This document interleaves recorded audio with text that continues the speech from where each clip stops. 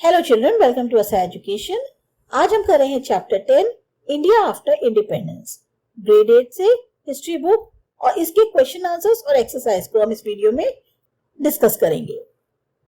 Name 3 problems that the newly independent nation of the India faced. जो 3 समस्याएं या ऐसी समस्याएं इंडिया के सामने खड़ी हो गई जब वो आजाद हुआ। When India became independent in August 1947, it faced a series of very great challenges. जब इंडिया आजाद हुआ अगस्त 1947 में, तो एक तरह से उसके सामने बहुत सारी समस्याएं खड़ी हो गई। 8 million refugees had come into the country from what was now Pakistan. Homes and jobs had to be found for those people. 8 million refugee जो है वो कंट्री में आ गए थे, उस जगह से जिसको हम पाकिस्तान कहते हैं। अब इन लोगों के लिए होम और जॉब का अरेंजमेंट करना था। The problem of the princely states, almost 500 of them, each ruled by Maharaja or a Nawab, each of whom had to be persuaded to join the new nation. दूसरी समस्या थी princely states की। लगभग 500 के करीब थे। हर एक का अपना एक महाराज था, नवाब था। हर एक को मनाना कि वो इस नए नेशन को ज्वाइन करें। Challenges faced by the refugees and the princely states had to be addressed immediately. और ये जो challenges थे, जो refugees या princely states फेस कर रहे थे, इन्हें एकदम से सॉल्व करना जरूरी था। What was the role of the planning commission? Planning commission का क्या रोल था? In 1950, the government set up a planning commission to help design and execute suitable policies for economic development. अब 1950 में गवर्नमेंट ने जो है एक प्लानिंग कमीशन बनाया ताकि वो डिजाइन कर सके, एग्जीक्यूट कर सके खास पॉलिसीज को इकोनॉमिक डेवलपमेंट के लिए। The commission had to design the roles played by the private players and the government in the system, which was to be called a mixed economy system. Commission को इसलिए design किया गया था ताकि वो जो है एक अहम रोल प्ले कर सके उन चीजों को बताने में कि प्राइवेट प्लेयर्स क्या करेंगे, गवर्नमेंट सिस्टम के अंदर क्या करेगी, और इसी वजह से इसको नाम दिया गया मिक्स्ड इकोनॉमी सिस्टम। थर्ड है fill in the blanks. Subject that were placed in the union list were. अब कौन कौन से सब्जेक्ट यूनियन लिस्ट में रखे गए? Taxes, defense and foreign affairs. फिर है subjects on the concurrent list, वो कौन कौन से थे? Forest and agriculture. Economic planning, by which both the state and private sector played a role in developing, was called as, उसको क्या कहा दिया गया? Mixed economy model. The death of Dash sparked off such violent protest that the government was forced to give in to the demand for the linguistic state of Andhra. किसकी death हुई थी? पोटी श्री रामलू की। उसकी वजह से जो है एकदम से वायलेंस शुरू हो गया था। स्टेट वेदर, ट्रू और false. At independence the majority of India lives in villages. True. The constituent assembly was made up of the members of Congress party. This is false. In the first national election only men were allowed to vote. False. The second 5-year plan focused on the development of the heavy industry. This is true. What did Dr. Ambedkar mean when he said that in politics we will have equality and in social and economic life we will have inequality? Doctor Ambedkar जो थे, इनका क्या कहने का तात्पर्य था कि politics में तो हम समानता दिखाते हैं और सोशल और इकोनॉमिक लाइफ में हम में असमानता है। B R Ambedkar believe that the political democracy should be followed by economic and social democracy. उनका यह सोचना था कि जो पॉलिटिकल डेमोक्रेसी है वो इकोनॉमिक और सोशल डेमोक्रेसी के साथ साथ फॉलो करनी चाहिए। When he said the above given words, he meant to eradicate the inequality in the social and economic spheres of life. जब उन्होंने ये बात कही तो उनका कहने का मतलब ये था कि ये जो असमानता सामाजिक और आर्थिक स्तर पे है इंडियन जिंदगी में, उसको खत्म करना। He wanted no discrimination between rich and the poor or upper caste or lower caste. उनका यह था कि भेदभाव मत करो रिच और पुअर के बीच में या अपर कास्ट और लोअर कास्ट के बीच में।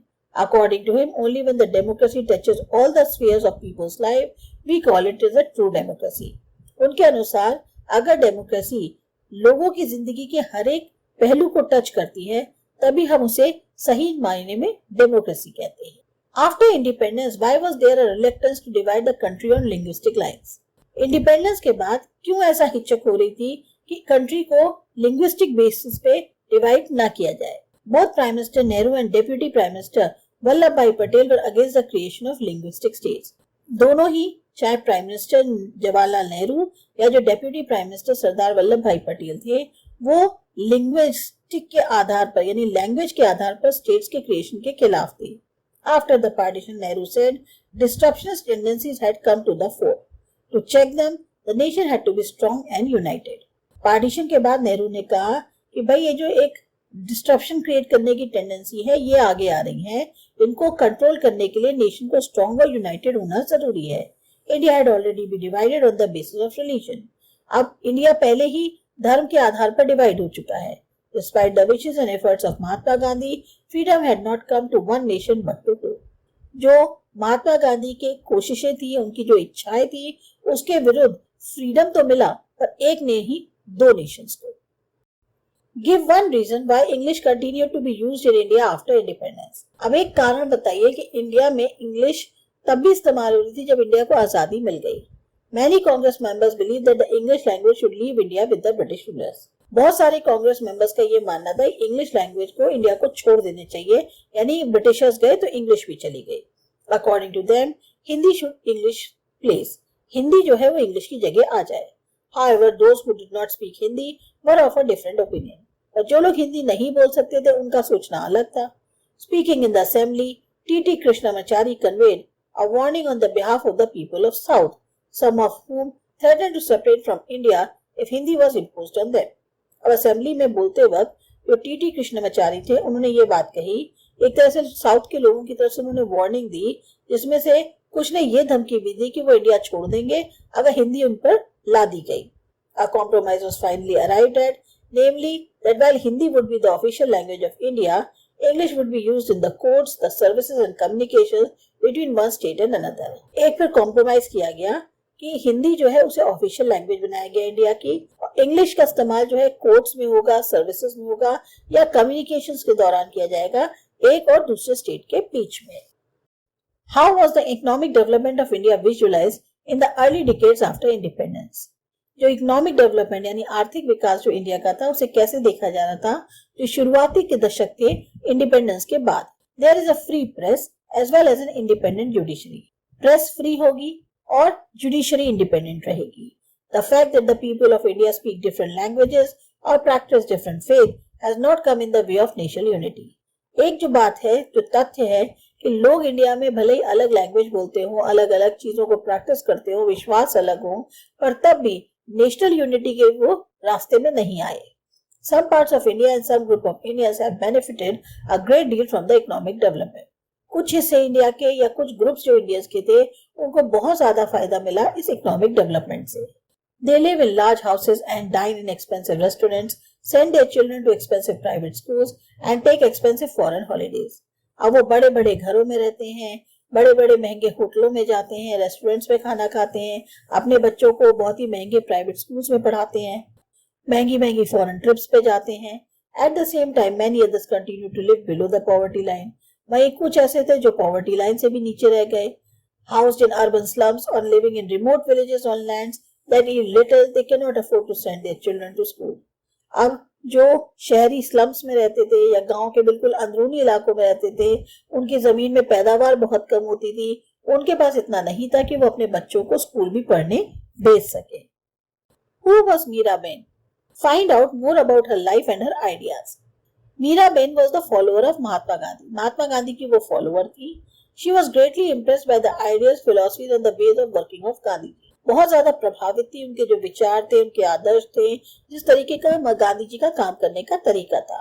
Meeraben worked against caste discrimination, untouchability, in favor of women equality and rights. तो मीराबेन जो है कास्ट डिस्क्रिमिनेशन जो होता है उसके खिलाफ थी, अनटचेबिलिटी के खिलाफ थी, वर्किंग जो है वुमेन की इक्वालिटीज जो राइट्स है उनके फेवर में काम करती. She emphasized the development of agriculture, cottage industries and education. उन्होंने ज्यादा जोर दिया एग्रीकल्चर पे, कॉटेज पे, इंडस्ट्रीज पे और education. Find out more about the language divisions in Pakistan that led to the creation of the new nation of Bangladesh. अब आपको बताना है जो लैंग्वेज डिवीजन था पाकिस्तान में उसके बारे में जिससे कि एक नया नेशन बना बांग्लादेश का. How did Bangladesh achieve independence from Pakistan? Bangladesh को इंडिपेंडेंस कैसे मिली पाकिस्तान से? When the state of Pakistan was formed in 1947, it had two wings, one to the west of India and other to the east. जब पाकिस्तान बना 1947 में तो उसके दो wings थे, एक वेस्ट की तरफ था इंडिया के, एक ईस्ट की तरफ. The two regions were split along cultural, geographical and linguistic lines. ये दोनों ही क्षेत्र अलग अलग थे कल्चरल, ज्योग्राफिकल और लिंग्विस्टिक बेसिस पे.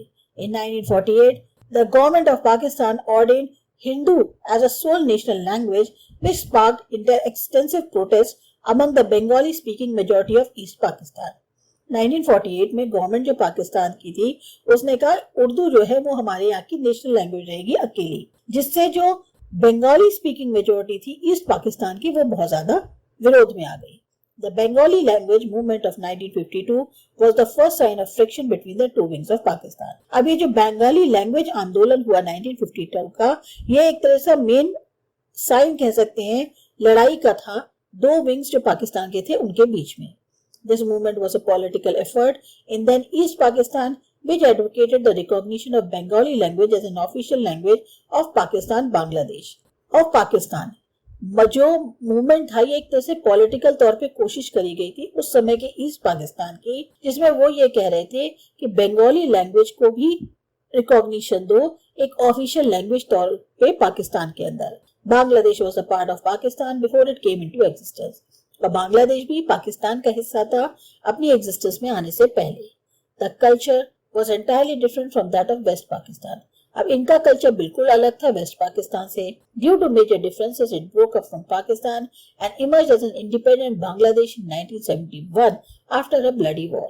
अब दोनों में डिफरेंसेस काफी थे तो ये पाकिस्तान से अलग हो गया और एक इंडिपेंडेंट बांग्लादेश के तौर पर बना 1971 में काफी खूनी लड़ाई के बाद. Apart from linguistic discrimination, political and economic neglect led to popular agitations against West Pakistan. एक तो लैंग्वेज का तो भेदभाव हो ही रहा था, पॉलिटिकल और इकोनॉमिक निगलेक्ट होने की वजह से बहुत ज्यादा लड़ाई हो रही थी वेस्ट पाकिस्तान के खिलाफ. This led to the war of independence in 1971. इससे जो है फिर एक तरह से कहना चाहिए आजादी का युद्ध हुआ 1971 में with the help of Indian troops in the last few weeks of the war. और इसमें इंडियन ट्रूप्स ने मदद करी थी जो वॉर के आखिरी कुछ हफ्ते थे उसमें ईस्ट पाकिस्तान की. East Pakistan defeated West Pakistan on December 16, 1971. East Pakistan ने West Pakistan को हरा दिया December 16, 1971 में. This resulted in the establishment of Bangladesh. और ऐसे जो है बांग्लादेश बना. In February 1974, Pakistan also agreed to recognize the independent state of Bangladesh. और फिर February 1974 ने पाकिस्तान ने भी एग्री कर लिया, ठीक है वो इंडिपेंडेंट स्टेट जो बांग्लादेश का है उसको रिकॉग्निशन देते हैं. तो ये थे आपके चैप्टर के क्वेश्चन आंसर्स. अच्छे लगे, समझ में आए, सब्सक्राइब करो मेरा चैनल आसा एजुकेशन. बाय.